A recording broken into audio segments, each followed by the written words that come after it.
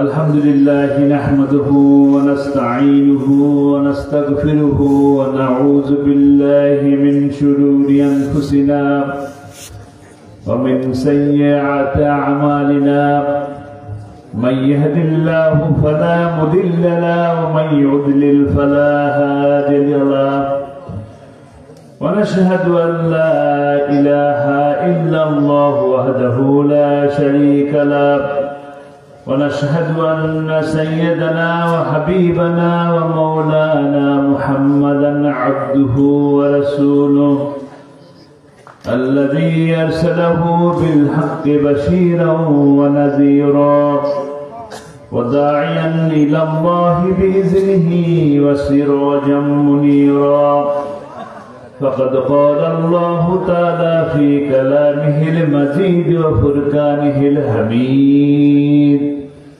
أعوذ بالله من الشيطان الرجيم بسم الله الرحمن الرحيم إن الله وملائكته يصلون على النبي يا أيها الذين آمنوا صلوا عليه وسلموا تسليما اللهم صل على سيدنا مولانا محمد وعلى آله سيدنا مولانا محمد मोहब्बत साथे जोरे सुरे আমরা বলি আল্লাহুম্মা সাল্লি আলা সাইয়্যিদিনা মাওলানা মুহাম্মদ ওয়া আলা আলি সাইয়্যিদিনা মাওলানা মুহাম্মদ বালাগাল উলা বিজামালিহি كشفت الدجى بجماله حسنت جميع خصاله صلوا عليه وآله حضرت علماء کرام গুণবহা চরকরা হাফিজিয়া মাদ্রাসা এতিমখানা ও ইসলামী যুব সমাজ কর্তৃক আয়োজিত বোয়ালমারী ফরিদপুরের এই কি মাঠ এটা মাদ্রাসা মাঠে আয়োজিত বার্ষিক তাফসীরুল কোরআন মাহফিলের আজকের সম্মানিত সভাপতি, আমার মঞ্চে উপস্থিত আলেম ওলামাগণ, নেতৃবৃন্দ,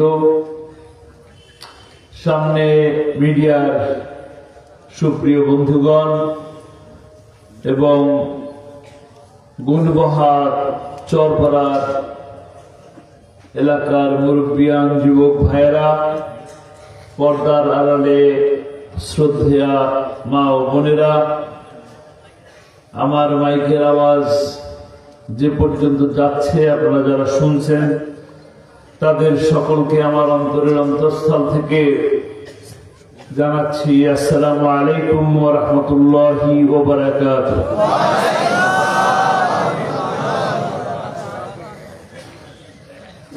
সর্বপ্রথম মহান মুনিবের দরবারে শুকরিয়া আদায় করি যে আল্লাহ রাব্বুল আলামিন এই রাত গভীরে শীতের রাতে আমাদেরকে এখানে একত্রিত করলেন, কোরআনের কথা শোনার জন্য সুযোগ করে দিলেন। আমরা আসলাম, আল্লাহ তাআলা সেই সুযোগ তৈরি করে দিলেন, তার জন্য আমরা সমস্বরে বলি আলহামদুলিল্লাহ। রব্বানা লাকাল হামদ হামদান কাসীরান তাইয়্যিবান মুবারাকান ফীহি। সেই সাথে ধন্যবাদ জানাই আজকের এই আয়োজককে, যারা এত সুন্দর লাইটিং এর মাধ্যমে, মাইকিং এর মাধ্যমে প্যান্ডেল করে আপনাদের আমাদেরকে বসার ব্যবস্থা করলেন, দাওয়াত দিলেন, কোরআনের কথা শোনার সুযোগ করে দিলেন। ওই কর্তৃপক্ষকে, আয়োজককে আপনাদের সকলের পক্ষ থেকে আমি একটি ধন্যবাদ দিলাম। আয়োজক কমিটিকে ধন্যবাদ দেওয়াতে খুশি হলেন নাকি? বাজারে আচ্ছা, আলহামদুলিল্লাহ। এত সুন্দর আয়োজন, কোরআনের আয়োজন। এই আয়োজন তো ওনারা ইচ্ছে করলে নাটকের করতে পারতেন নাকি? কোরআনের আওয়াজের যে ব্যবস্থা করলেন তাদেরকে তো ধন্যবাদ দেওয়া উচিত, যেন তারা আগামীতেও উৎসাহ পান। এরকম কোরআনের মাহফিল তারা যেন আগামীতেও করতে পারেন, সেই তৌফিক আল্লাহ তাআলা দান করুন। আবার আমরা যে এই রাত গভীরে বসে থাকলাম কোরআনের কথা শোনার জন্য, কিছু হেদায়েত নেওয়ার জন্য, আল্লাহ তাআলা যে সুযোগ দিলেন, সে আল্লাহ তাআলা যেন আমাদেরকে এই মাহফিলের উসিলায় সেই কঠিন মুসিবতের দিন, মুসিবতের সময়, সেই বিচারের দিনে এই মাহফিল যেন আমাদের জন্য নাজাতের উসিলা হয়ে যায়। আমরা রাত তো অনেক হলো, আপনারা কি বসে থাকবেন? ইনশাআল্লাহ। আলহামদুলিল্লাহ। মানে আমাদের এই অঞ্চলের মানুষের কোরআনের কথা শোনার খুব আগ্রহ আছে, বুঝা গেল? ঠিক ঠিক না? এতক্ষণ যিনি কথা বলে গেলেন তিনি তো অনেক সুন্দর কথা বললেন, আমি তো অত সুন্দর কথা বলতে জানি না। তারপরেও আমি আপনাদের জন্য এসেছি অনেক দূর থেকে কথা বলার জন্য। মূলত আমরা দীর্ঘ অনেক বছর খুব একটা ভালো ছিলাম না, নাকি? কিরকম ছিলাম আমরা? গত 5ই আগস্টের আগে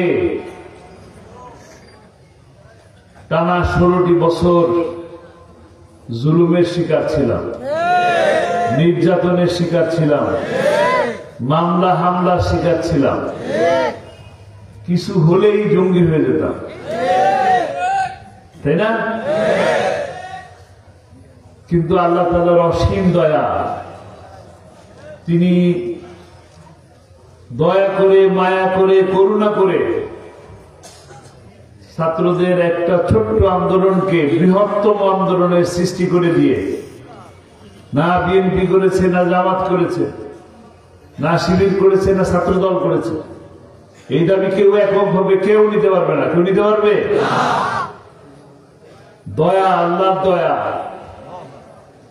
আল্লাহ রাব্বুল আলামিন দয়া করে ওই জালিমের হাত থেকে গোটা বাংলাদেশকে মুক্ত করে দিয়েছে। আমাদের কলিজার টুকরা সন্তান সমতুল্য ছাত্ররা রাজপথে জীবন দিয়েছে, অনেকে এখনো পর্যন্ত মৃত্যুর সাথে লড়ছে। এখনো অনেক মানুষ আছে হাত নেই, পা নেই, পঙ্গু হয়ে গেছে, বিকলাঙ্গ হয়ে গেছে। তাদের সেই রক্তের বিনিময়ে, তাদের সেই ত্যাগের বিনিময়ে আজকে আমরা বলছি কি ভালো আছি, স্বাধীন হয়েছি। যারা এই বাংলাদেশকে নতুন করে স্বাধীন করার জন্য জীবন দিলেন, আল্লাহ তাআলা তাদেরকে শাহাদাতের মর্যাদা দান করুন। তাদের এই ত্যাগকে, তাদের এই কোরবানিকে আমরা যেন সকলে মিলে ঐক্যবদ্ধ হয়ে তাদের সেই ত্যাগ স্বপ্নকে সফল করতে পারি, সেই তৌফিক আমাদেরকে দান করুন। আল্লাহ তাআলা একটি সুন্দর পরিবেশ সৃষ্টি করে দিয়েছেন, স্বস্তির নিঃশ্বাস ফেলছি। অনেক কষ্টের পরে একে একে কম তো গেল না আমাদের, তাই না? একে একে অনেক মানুষের জীবনের বিনিময়ে অনেক মানুষ 28 ফেব্রুয়ারিতে এক রায়ের প্রতিবাদে, মনে আছে আপনাদের? আপনাদের কোরআনের পাখির রায় দিল 28শে ফেব্রুয়ারি, ফাঁসির রায়। সেই ফাঁসির রায়ের প্রতিবাদে একদিনে ৭৮ জন মানুষকে তারা হত্যা করেছে এবং 4 মার্চ, এই 4 দিন 28শে ফেব্রুয়ারি থেকে 4 মার্চ পর্যন্ত 5 দিনে প্রায় 247 জন মানুষকে হত্যা করেছে। অনেক মানুষের জীবন, এই একটা না, একজন মানুষের জন্য না, অসংখ্য মানুষ গোটা বাংলাদেশে জীবন দিয়েছে কোরআনের পাখিকে ভালোবেসে। আপনারা কি কোরআনের পাখিকে ভালোবাসেন? ভালোবাসেন? আপনাদের এই ভালোবাসা, চোখের পানি, আপনাদের মিছিল, আপনাদের প্রতিবাদ, আপনাদের প্রতিরোধ, আপনাদের আমার শ্রদ্ধা মা বোনদের রোজা রাখা, তাহাজ্জুদের নামাজ পড়া, আপনাদের চোখের পানি, আমার ভাই বোনদের রাজপথে বিলিয়ে দেওয়া রক্ত এবং জীবনের বিনিময়ে তাকে তো ফাঁসি থেকে বাঁচাতে পেরেছিলেন, কিন্তু তাদের ষড়যন্ত্র থেমেছিল না। তাদের ষড়যন্ত্র ঠিকই চালিয়ে গেছে এবং সেই ষড়যন্ত্র তারা একটা সময় এসে কি বাস্তবায়ন করেছে। আপনারা কি তার বিচার চান?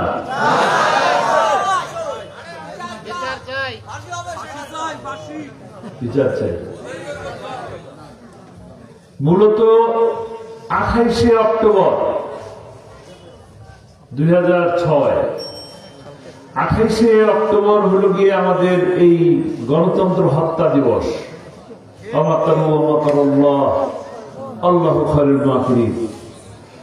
তারা ষড়যন্ত্র করেছিল, ষড়যন্ত্র করে তারা লগি বৈঠা দিয়ে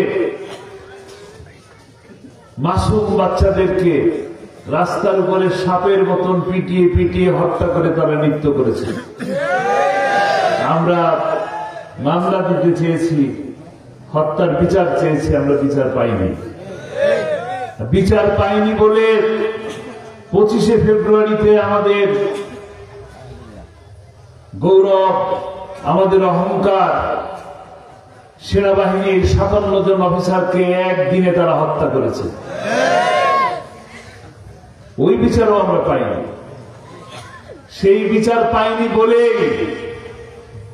5ই মেতে তারা আলেম ওলামাদেরকে, এতিম বাচ্চাদেরকে শাপলা চত্বরের রাতের আধারে কারেন্ট বন্ধ করে দিয়ে পাখির মতন গুলি করে হত্যা করেছে। বিচার পাইনি। বিচার পেয়েছি? বিচার পাইনি। একই হত্যা করতে করতে তাদের সাহস এত ছিল যে 16ই জুলাই থেকে 5ই আগস্ট পর্যন্ত 2000-এর মতন মানুষ, 2000-এর মতন ছাত্রকে তারা হত্যা করেছে। তারা শুধু ক্ষমতায় থাকার জন্য এই মানুষগুলোকে হত্যা করেছে। ক্ষমতায় যাওয়ার জন্য লগি বৈঠা দিয়ে হত্যা করেছে, ক্ষমতায় থাকার জন্য বন্দুক ব্যবহার করে হেলমেট লাগিয়ে হত্যা করেছে। আর দেখেন আপনারা, মেধাবী ছাত্র আমরা ফজরের নামাজ পড়তে যায়, তার অপরাধ কি? ফজরের নামাজ পড়তে যায়। ফজরের নামাজ পড়তে যাওয়া কি অপরাধ? এই মুসলমানের দেশে ফজরের নামাজ পড়া অপরাধ? যদি ফজরের নামাজ পড়া অপরাধ তাই যদি হয়, তবে এইরকম ভাবে তো আমিও মরতে রাজি আছি। আপনারা রাজি আছেন? ফজরের নামাজ পড়তে যায় বলে তাকে রুমের দরজা বন্ধ করে হাতুড়ি দিয়ে গিরায় গিরায় পিটিয়ে পিটিয়ে হত্যা করেছে। একটা হিন্দু ছেলে, মুখের মধ্যে খোঁচা খোঁচা দাড়ি, দিনের বেলা 35-36টা ক্যামেরা, টিভির ক্যামেরা, এই ক্যামেরার সামনে তাকে শিবির বলে তাকে কুপিয়েছে। যখন তাকে কুপানো হয় তখন সে বলে, ভাই আমি শিবির না, আমি শিবির না। তারা বলতেছে তুই শিবির, তুই শিবির। বলতে ভাই শিবির তো দূরের কথা, আমি মুসলমানই না, আমি হিন্দু। তাও তার জীবনটাকে রক্ষা করতে পারেনি। কতটা বর্বর তারা, কতটা নিষ্ঠুর। এইভাবেও কি মানুষকে মানুষ মারতে পারে? ষড়যন্ত্র কিন্তু বন্ধ নাই। আমরা একটু স্বস্তির নিঃশ্বাস ফেলছি ঠিকই, তারা কিন্তু এখনো ষড়যন্ত্র করে যাচ্ছে। তারা চট্টগ্রামে অ্যাডভোকেট সাইফুল ইসলামকে জবাই করে হত্যা করেছে।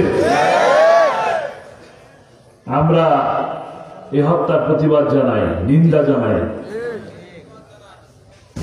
আমরা এইভাবে হত্যা দেখতে চাই না। আমরা একটা সুন্দর বাংলাদেশ চাই, ন্যায় বিচার চাই। আমরা ইনসাফ এবং কল্যাণমুখী একটি রাষ্ট্র প্রতিষ্ঠা করতে চাই। প্রতিটা হত্যার বিচার চাই। শুধু নিষিদ্ধ করে ক্ষমা পাওয়া যাবে না। নিষিদ্ধ করলেই ক্ষমা হয়ে যাবে এমন ভাববার কোন সুযোগ নাই।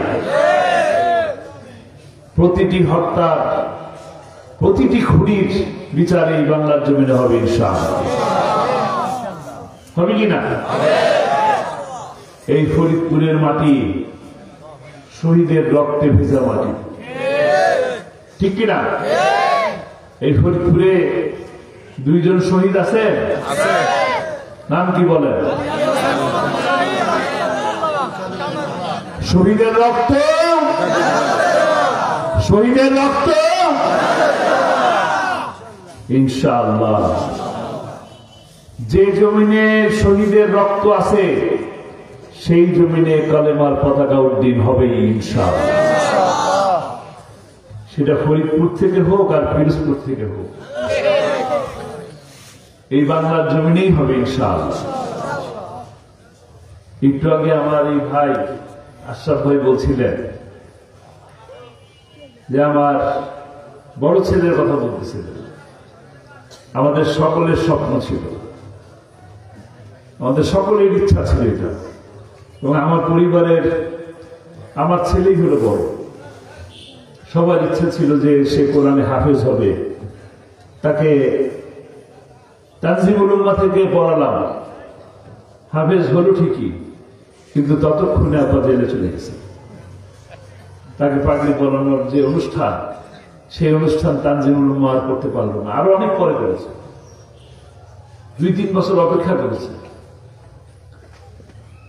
সবার ইচ্ছা ছিল, তানজিমুল উম্মাহরও ইচ্ছা ছিল যে আল্লামা সাইদিকে দিয়ে এই মানুষগুলোর, এই যে ছাত্ররা হাফেজ হলো, তাদেরকে পাগড়ি পরাবে, কিন্তু সেই স্বপ্ন আমাদের পূরণ হয়নি। জেলখানার ভিতরে যে তারপরে তাকে পাগড়ি পরিয়ে দেওয়া হলো। এরকম ছোট ছোট স্মৃতি, আমাদের অনেক স্মৃতি। আমরা যে অবস্থায় যখন গেছি, এখন তো শীত, আপনারা তো অনেকে জেলে গেছেন, গেছেন কিনা? জেলের মধ্যে দরজা আছে? আছে? জেলের মধ্যে দরজা নেই, কি আছে? লোহার শিক আছে। সেই লোহার শিক এই শীতের মধ্যে কি বন্ধ থাকে? লোহার শিকের ভিতরে বাতাস ঢোকে না? এই লোহার শিকের ভিতর থেকে কনকনে শীতের হাওয়া আপনাদের কোরআনের পাখির রুমের মধ্যে ঢুকছে।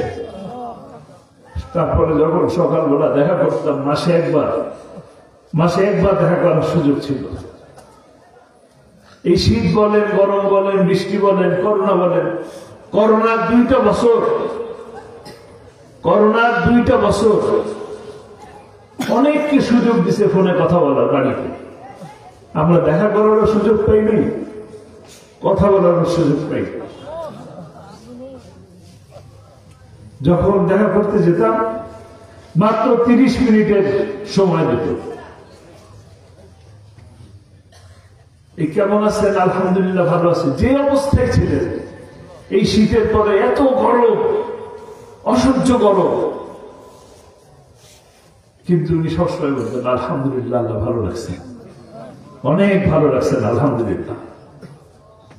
কখনই বলেন নাই কষ্ট হচ্ছে। 13 বছরে একবারের জন্য তার মুখ থেকে শুনি নেই যে কষ্ট হচ্ছে। সম্পূর্ণ জীবনটা আল্লাহর রাহে উৎসর্গ করে দিয়েছে। যে অবস্থায় থাকি আল্লাহ অনেক ভালো লাগছে, আল্লাহ খুশি থাকো, আমি খুশি আলহামদুলিল্লাহ। কিন্তু ইচ্ছে করলে তিনি যদি ইচ্ছে করতেন যে আমি আমার এই জীবন চাই না, আমি আরামায়েশের জীবন চাই, তিনি আরামায়েশের জীবন নিতে পারতেন।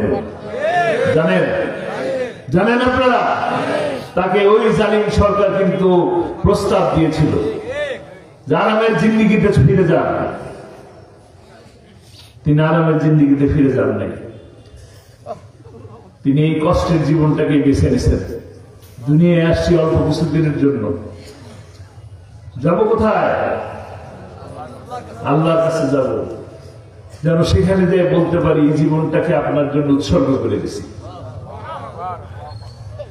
আজকে গোটা বাংলাদেশের মানুষ তাকে যে ভালোবাসে, তার জন্য যে চোখের পানি ফেলে, শুধুমাত্র তার এই কোরআনের দাওয়াত দেওয়ার জন্য। অন্য কোন অপরাধ ছিল না? তিনি রাজাকার ছিলেন না? তিনি কি লুটেরা ছিলেন? যদি লুটেরাই থাকবে তাহলে 96 থেকে 2006 সাল পর্যন্ত এমপি ছিলেন, এক পয়সারও তো দুর্নীতি বের করতে পারেন নাই। কার দুর্নীতি বার করতে পেরেছেন?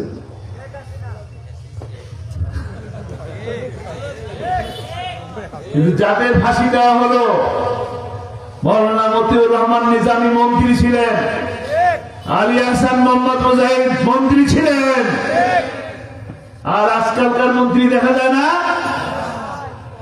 তারা বেগম পাড়া বানায়। আর আমাদের কুড়ে ঘর থেকে বিল্ডিংও হয় না, টিনের ঘর তো টিনের ঘরই থেকে যায়, ঠিক কিনা? 71-এ আমরা কি অপরাধী বললাম? 71-এ কি অপরাধ করেছি? আমাদের কোনো অপরাধ ছিল না, আমাদের কোনো অপরাধ ছিল না। অপরাধ যারা করেছে তারা সব আওয়ামী লীগের মধ্যেই আছে। তারা নির্বাচন আসার আগে আমাদেরকে বোকা মনে করে, বোকা বানিয়েও চলে যায়। নির্বাচন আসার আগে আমাদেরকে স্বপ্ন দেখায় মালয়েশিয়া বানাবো, বাংলাদেশকে সিঙ্গাপুর বানাবো। নিজেরা সিঙ্গাপুরে বাড়ি বানায় বলে সিঙ্গাপুরে তো আসলাম। বাংলাদেশ কোথায় গেলে কি যায় আসে? যায় নাই? সিঙ্গাপুরে যায় নাই, মালয়েশিয়ায় যায় নাই, দুবাইতে যায় নাই, কানাডায় বেগমপাড়া বানায় নাই। আপনার কাদের পক্ষে থাকবে? কোরআনের পক্ষে থাকবে।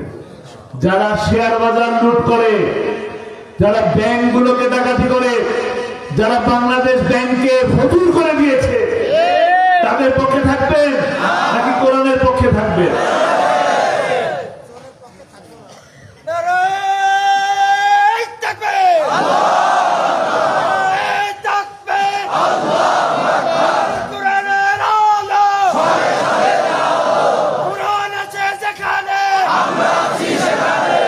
আমরা সেই কোরআনের আলোই জ্বালাতে চাই। 1996 সালের 12 জুন নির্বাচন হলো পিরোজপুরে। আপনাদের কোরআনের পাখি নির্বাচনে প্রতিদ্বন্দ্বিতা করলেন, বিজিত হইলেন, সংসদে গেলেন। প্রথম যেদিন সংসদ অধিবেশন বসে, সেদিন প্রথম দিনই দেখলেন সকল সংসদ সদস্য স্পিকারকে মাথা নত করে তারপরে প্রবেশ করতেছে। আবার যখন বের হয় তখন মাথা নত করে বের হয়ে যায়। কি হচ্ছে? শেখ হচ্ছে। মুসলমানদের দেশে মুসলমানরা ঠিক করতে পারে? তারপরের দিনই তিনি বিল উত্থাপন করলেন। কোন মুসলমান মাথা নত করতে পারবে না। এবং সেই দিনই বিল পাস হয়েছে, সংসদে সালাম দিয়ে ঢুকবে, সালাম দিয়ে বের হয়ে যাবে। সব হয়েছে কার?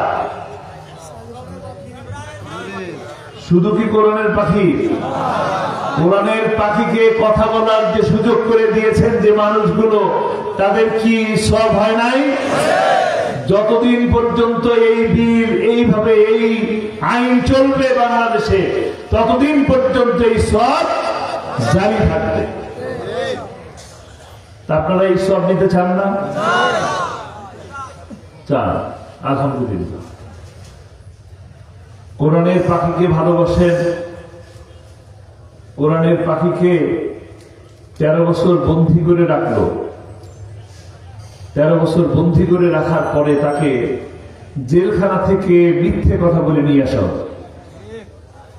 কি বলা হলো? হার্ট অ্যাটাক করা হয়েছে।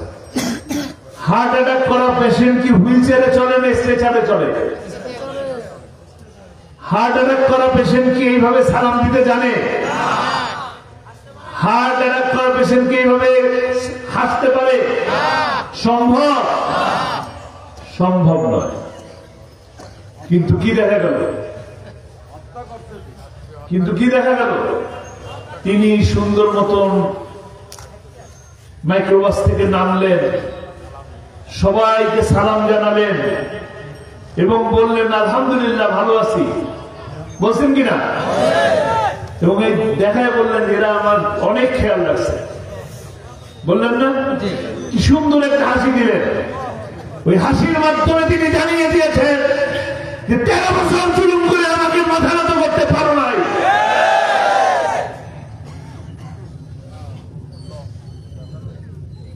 তাকে হাসপাতালে নেওয়া হলো। আমার পরিবারের সকল সদস্য হাসপাতালে ছিল।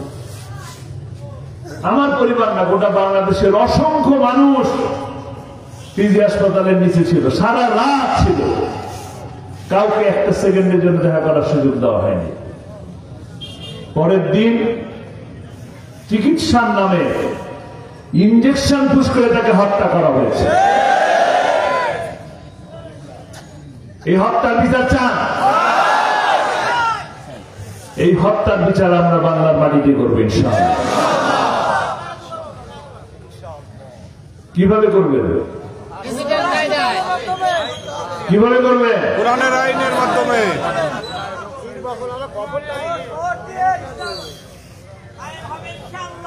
ইনশাআল্লাহ। আল্লামা সাইদি বলছিলেন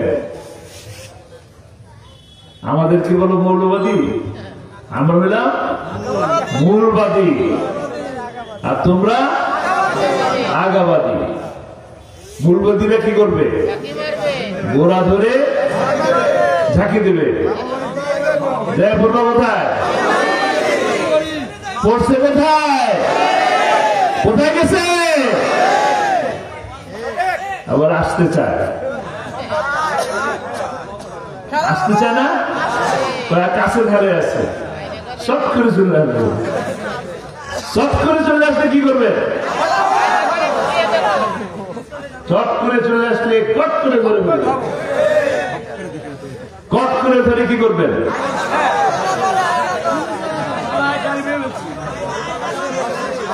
চট করে যদি চলেই আসে কট করে ধরবেন।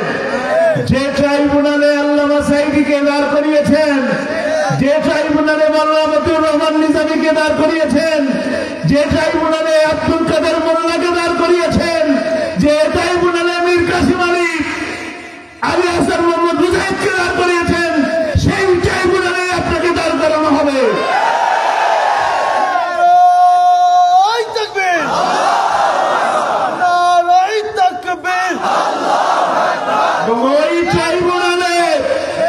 ওই ট্রাইব্যুনালের ন্যায় বিচার প্রতিষ্ঠা করা হবে।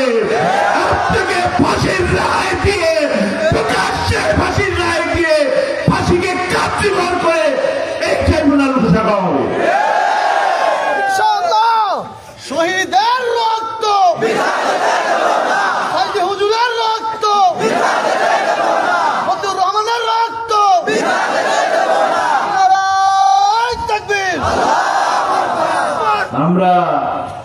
ন্যায় বিচার প্রতিষ্ঠা করতে চাই। আমরা একটা কল্যাণমুখী রাষ্ট্র প্রতিষ্ঠা করতে চাই। আমাদের পূর্বপুরুষেরা এই বাংলাদেশকে স্বাধীন করার জন্য 30 লক্ষ মানুষ জীবন দিয়েছে। তাদের স্বপ্ন ছিল একটি সোনার বাংলা গড়া।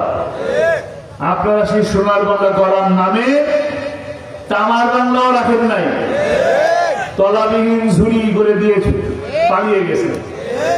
আমরা ইনশাআল্লাহ এই দেশকে সোনার বাংলা বানাবো। আপনারা পালিয়ে গেছেন, পালিয়ে থাকেন, যেখানে আছেন ভালো থাকেন, একদম দুষ্টমি করার চেষ্টা করবেন না। দুষ্টমি করলে বাংলার মানুষ একদম স্থান দেবে না, কোন স্থান পাবেন না, ইন্দুরের গর্ত পাবেন না পড়ানোর জন্য। আমরা তাদেরকে ইচ্ছা করলে প্রতিশোধ দিতে পারতাম, পারি না? আমরা প্রতিশোধ দিতে চাই না। আমাদের ভিতরে প্রতিহিংসার আগুন জ্বলে না। আমরা আল্লামা সাঈদীর স্বপ্ন বাস্তবায়ন করতে চাই। আল্লামা সাঈদী প্রতিটি মাহফিলের মধ্যে শেষ অংশে বলতেন, কোরআনের রাজ প্রতিষ্ঠা হয়েছে, এই দৃশ্য দেখে যেন আমার মৃত্যু হয়। তিনি তো চলে গেছেন, তাকে তো হত্যা করা হয়েছে, তাকে শহীদ করা হয়েছে, কিন্তু আমরা কোরআনের রাজ প্রতিষ্ঠার মাধ্যমে এই হত্যার বিচার করব ইনশাআল্লাহ। কোরআনের রাজ, একটা ইনসাফ ভিত্তিক সমাজ, ন্যায় বিচার প্রতিষ্ঠার সমাজ গঠনের মাধ্যমে প্রতিশোধ দেব ইনশাআল্লাহ। সেই দিন বেশি দূরে নয়। একটি স্বস্তির সময় পাচ্ছে, এটাই কি আমাদের বিজয়? কাঙ্ক্ষিত বিজয় সামনে, কাঙ্ক্ষিত বিজয়ের লক্ষ্যে আমাদেরকে এগিয়ে যেতে হবে। এখন আমরা যে কাজ, কাঙ্ক্ষিত বিজয়ের লক্ষ্যে পৌঁছানোর জন্য আমাদের এখন যে কাজ, আল্লামা সাঈদীর মতন করে আমাদেরকে চেষ্টা করতে হবে কোরআনের দাওয়াত মানুষের কাছে পৌঁছে দেওয়া। একমাত্র কোরআনই পারে একটা ইনসাফ ভিত্তিক ন্যায় সমাজ গঠন করতে, একটি রাষ্ট্র গঠন করতে। আমরা সেই ইনসাফ ভিত্তিক রাষ্ট্র গঠন করার লক্ষ্যে আগামীতে যখন সময় আসবে, আপনারা কি সেই রাম বাম নাস্তিকদের সঙ্গ দিবেন নাকি কোরআনের পক্ষে থাকবেন? আজকে কথা দিতে হবে যে আমরা কোন নাস্তিকের সাথে নাই, আমরা কোরআনের পক্ষে আছি, সত্যের পক্ষে আছি।